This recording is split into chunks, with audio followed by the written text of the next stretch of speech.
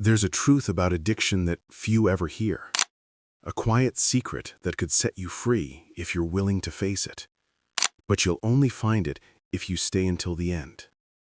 Don't turn away, because missing this might keep you trapped in the same invisible cage.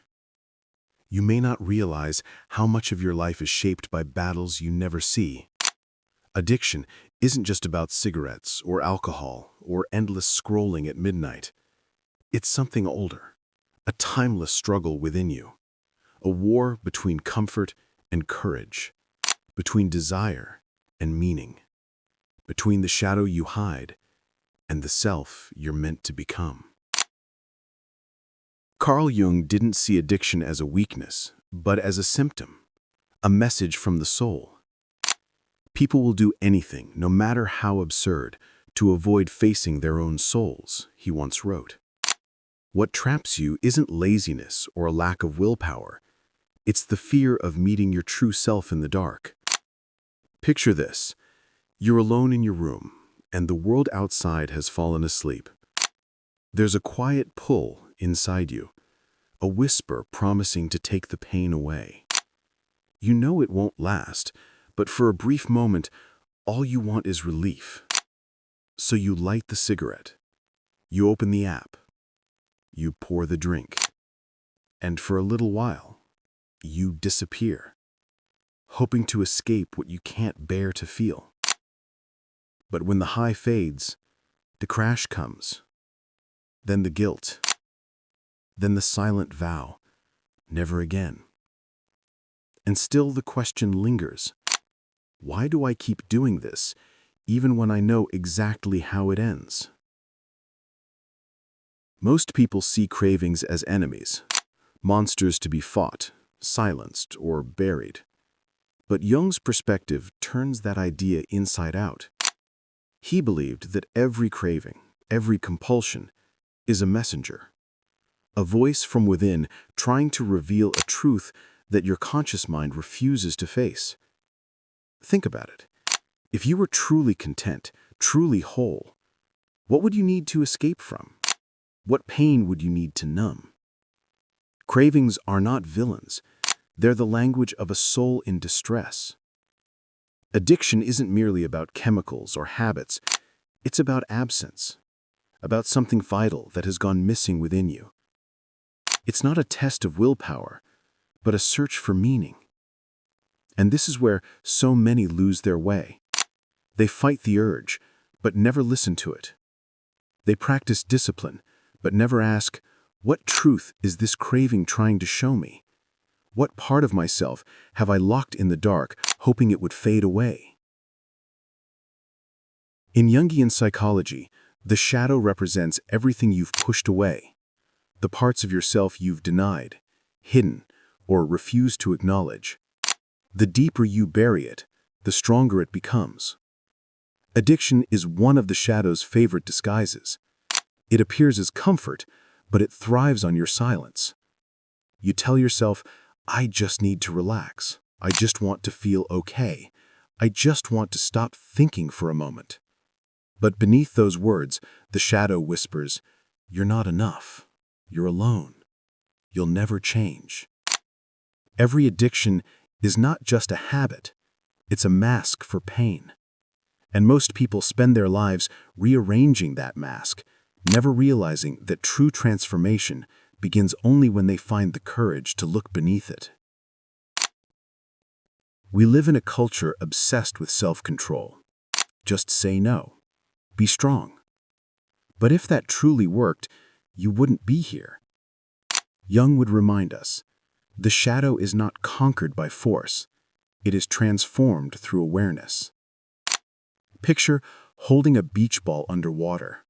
The harder you push, the stronger it resists.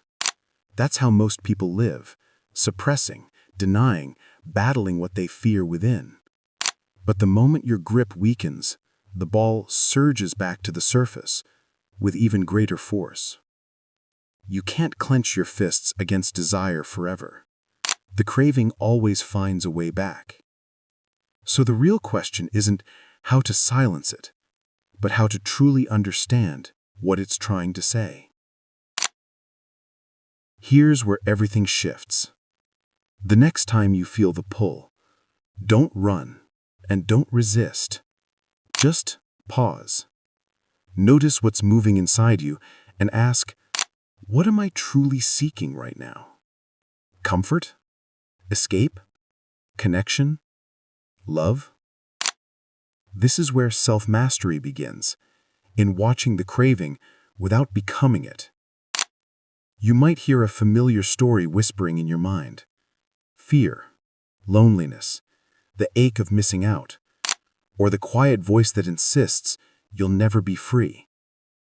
But in noticing it, you open a gap, a breath of space. And in that space, choice is born. Most people never reach this moment. They stay distracted, numb, afraid, preferring the darkness over the risk of seeing what hides within it. But you, right now, have already crossed that threshold. Because curiosity itself is the first act of rebellion against the power of addiction. Jung believed that every addiction and every shadow is an invitation. If you listen closely, your craving is whispering, what pain have you refused to feel? What part of you is still waiting to be heard, healed, or welcome home? Healing doesn't begin with self-warfare.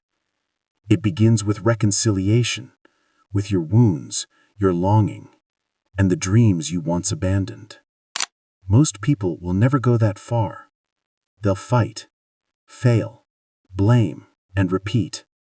But a few, those who stay, who dare to ask the deeper questions, discover something greater than mere relief. They rediscover themselves. This isn't a video about quick fixes or miracle cures. It's a mirror, one that reflects the parts of yourself you've been afraid to face. If you can look into it, even for a moment, you can begin to rewrite your story. Stay with me. In the next part, we'll go deeper into the very method Jung used to help people like you finally break free from the cycle. And at the end, you'll uncover a hidden truth, one that could change everything, if you're ready to see it. Don't let your shadow win by turning away now. The breakthrough is closer than you think. If you've made it this far, you're already set apart. Most people spend their whole lives fleeing from discomfort, never pausing long enough to ask what truly pulls the strings behind their desires. Jung called this possession, a state where something within takes the wheel, and you're left watching yourself from the passenger seat. You whisper, "I don't want to do this," yet your hands, your thoughts, your routines move on their own. It's as if you've become a stranger inside your own skin. Think about it. How many times have you sworn never again, only to find yourself orbiting the same pattern, as if drawn back by an unseen gravity? The philosopher Epictetus once said, "No person is free who is not master of themselves." But Jung's brilliance was in revealing that mastery isn't about wrestling with the tide. It's about learning to read the currents beneath it. Addiction isn't merely an act. It's a ritual, a script you unconsciously perform whenever you feel lost, lonely, or overwhelmed. But here's the truth most never discover. Every ritual hides a message. Every habit leaves a trace. You don't crave the cigarette, the drink, or the endless scroll without reason. Every craving has a trigger, an event, a thought, a feeling that makes the world feel either too heavy or too hollow. Maybe it's the weight of the day after work. Maybe it's the quiet that settles before sleep. Maybe it's watching someone else rise while you feel left behind. The craving doesn't shout. It soothes. It whispers, "Let's not feel this right now. Let's forget. Let's disappear." But what if, just for a moment, you didn't run? What if you turned toward the craving, as Jung might, and asked, "Why have you come?" The answer might surprise you. Perhaps it was never about the thing itself, but about the feeling you were trying not to face. Maybe it's loneliness. Maybe it's the quiet fear of not being enough. Maybe it's the echo of a childhood wound still waiting to be healed. Philosophy teaches us to ask, even when the question cuts deep. Psychology teaches us to stay, until the pain reveals what it came to show. You've heard it 1,000 times. Be disciplined, use willpower. But few ever tell you the truth. Willpower is finite. Each act of resistance draws from a limited reservoir, and eventually that reservoir runs dry. When fatigue, stress, or chaos arrive, the old patterns resurface, stronger than before. Jung likened the unconscious to a vast ocean, and your conscious will to a small, fragile boat upon its surface. If all you ever do is row harder, you'll exhaust yourself without moving far. But if you learn to read the currents, to sense the tides and anticipate the storms, you can navigate the waters with far less struggle. That is the real art, to observe your patterns without condemnation, to recognize a craving not as a failure of character, but as a message, a signal revealing what is unmet within you and what your soul is still reaching for. Jung believed in the quiet magic of naming. What you can name, you can begin to tame. So the next time an urge surfaces, don't tighten or run. Pause, breathe, and name it. This is anxiety. This is loneliness. This is the part of me that longs to be soothed. It may sound small, even naive, but naming gives form to what was once formless. It draws the craving out of the shadows and into the light of awareness. And the clearer you see it, the less control it holds over you. When you can gently say, "I know why you're here," the story starts to shift. This is where philosophy and psychology converge. The goal is not to eradicate the craving, but to reclaim the part of yourself that uses it as a cry for help.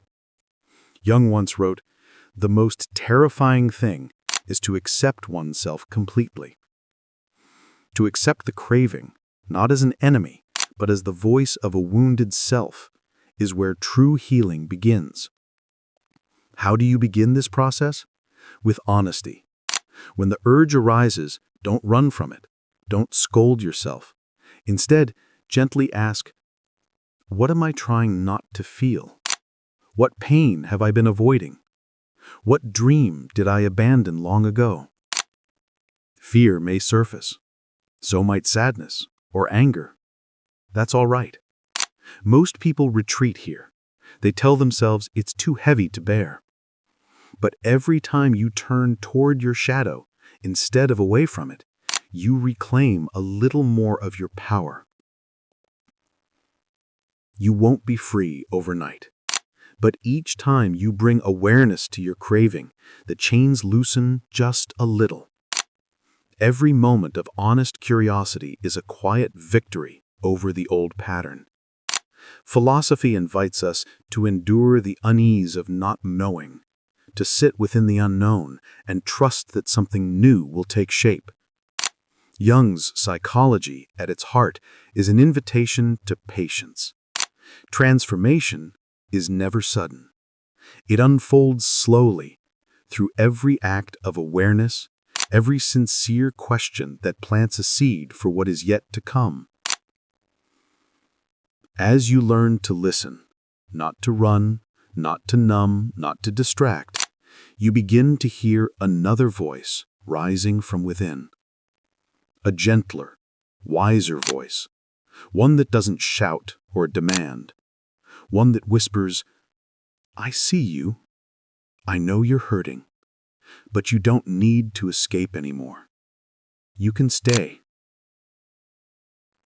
This is how self-trust is born. This is what Jung called individuation. the slow becoming of a whole being, not by rejecting what you dislike, but by bringing every part of yourself back home. Most people will never touch this feeling. They'll keep chasing relief, missing the lesson that pain was trying to teach. But you, by staying, by listening, are already walking the quieter, braver path. You may not feel free yet, and that's perfectly all right. Freedom isn't a single moment of release. It's a slow unfolding. It's built through countless small acts of courage in every moment you choose to face your pain rather than flee from it. The path doesn't end here. In the next part, you'll uncover the final step, learning to transform the energy of your cravings into the very fire that fuels your growth instead of your destruction. And there, you'll meet the truth Jung shared only with his most courageous students, a truth that reveals addiction not as a curse, but a profound teacher. Stay with it, because the last lesson is the one that changes everything. The alchemy of craving. You've made it here, through the hard questions and the hidden corridors of your own mind. Most people would have turned away by now, unsettled by the discomfort or afraid that nothing could ever change. But you stayed. That already means something. It means you're not just seeking relief. You're seeking transformation. Carl Jung never believed in shortcuts. He believed in alchemy, in the slow, sacred work of turning lead into gold. Not by rejecting what is dark or heavy, but by melting it down, understanding it, and allowing your awareness to transform it. Think about the urge, that craving, that pull back toward your old habits. Each time it rises, it's a spark, raw energy, pure potential. Most people waste that energy by fighting it, fleeing from it, numbing it, or drowning in guilt for even feeling it. But what if you stopped trying to extinguish the spark and learned to use its fire instead? The alchemists once said, "Every poison holds the seed of its own medicine, if you know how to transform it." Jung believed the same. Your craving, your addiction, isn't your enemy. It's the raw material from which your new self can be forged, turning poison into power. It begins with a shift in perspective. Instead of asking, "How do I get rid of this feeling?" ask, "What is it trying to teach me? How can I work with its energy?" A craving is still energy, a signal from the mind that something is missing, that something inside longs to move. When the urge arises, don't fight it and don't waste it. Redirect it. If you find yourself wanting a cigarette, let that moment become a doorway. Take a slow breath. Move your body. Write a few honest words about what you're feeling. Create something small but real. This is the difference between unconscious repetition and conscious transformation. You can't always stop the urge from appearing, but you can choose how to respond to it. And with time, that choice begins to rewrite the way you relate to yourself.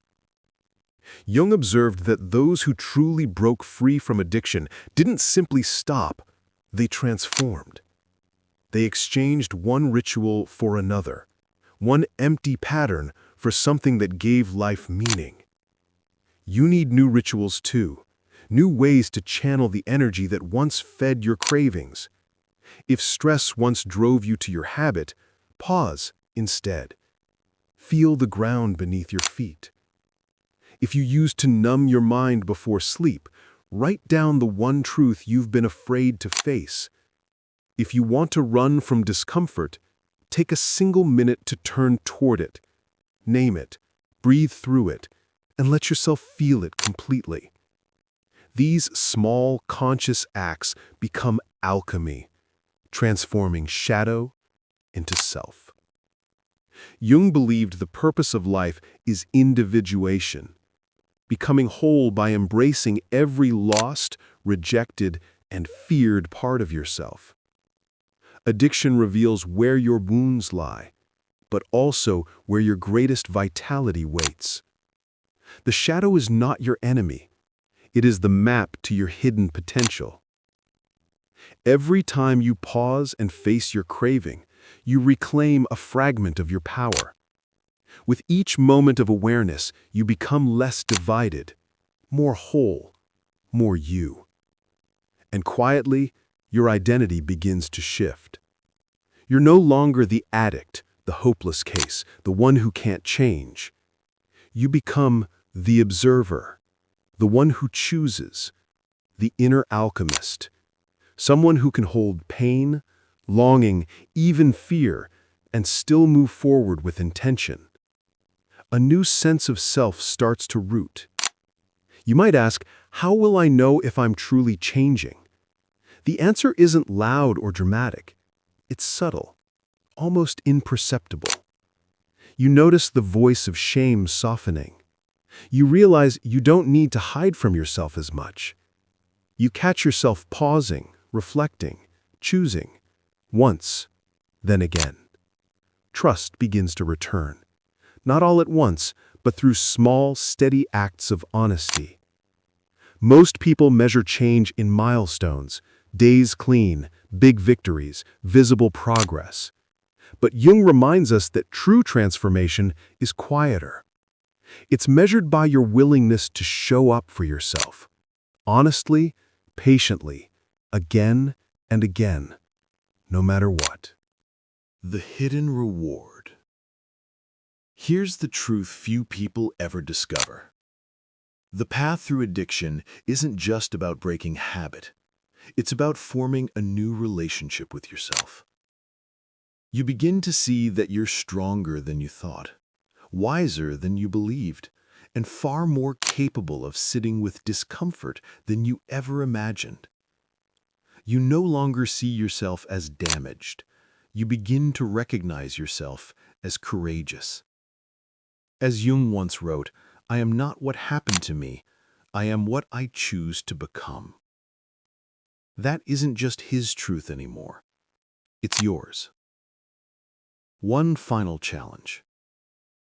If you've made it this far, you've already shown you're not like most. You're ready to meet your cravings with curiosity, your shadow with compassion, your pain with a genuine desire to heal. So here's the last step, simple but profound. Each time the urge returns, treat it as a signal, a gentle bell calling you back to yourself. Pause and ask, what is it that I truly need right now? What is my soul longing for? Connection? Truth? Meaning? Rest. Then find one small, honest way to give that to yourself. Every time you do, the old pattern loses strength and the new one quietly grows stronger. Addiction wants you to believe you're trapped forever. But that's the illusion. The truth is, you're changing, even now. Every small moment of awareness is a quiet victory. You were never meant to be perfect. You were meant to return again and again to yourself. If you've made it this far, you're not just watching a video. You're doing the inner work that most spend a lifetime avoiding. Remember this, as Jung understood, the freedom you're searching for has always been waiting, just beneath the shadow, within the craving, and beyond the fear. After this, addiction will never own you again.